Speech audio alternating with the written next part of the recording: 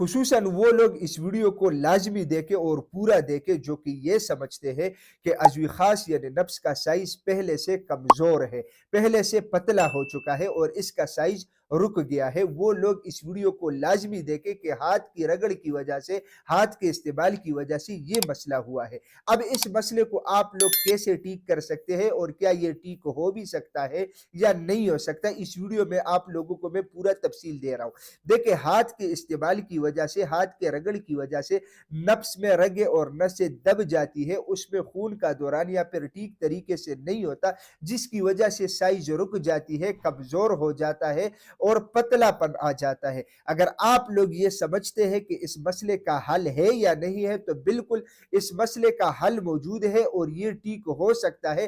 آپ لوگوں کا وہ سائز بحال ہو سکتا ہے جو سٹارٹ میں ہوا کرتا تھا۔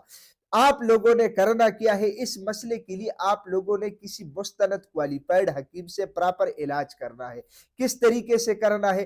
حکیم لوگ اس کے لیے زیادہ تر تلا استعمال کرتے ہیں جو کہ نفس میں خون کا دورانیہ تیز کر دیتا ہے، اس سے کمزوری دور ہو جاتی ہے، سائز دوبارہ بحال ہو جاتی ہے، پتلا پن دور ہو جاتا ہے اور نفس میں موٹائی آ جاتی ہے۔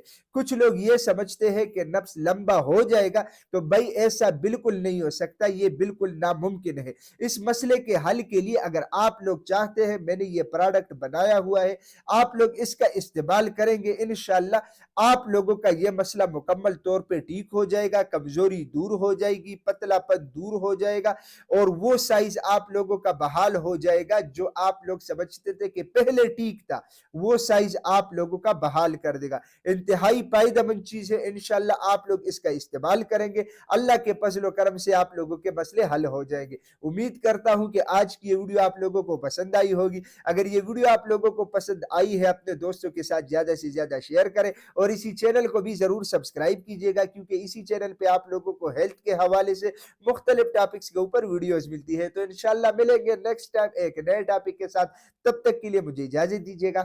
اللہ حافظ۔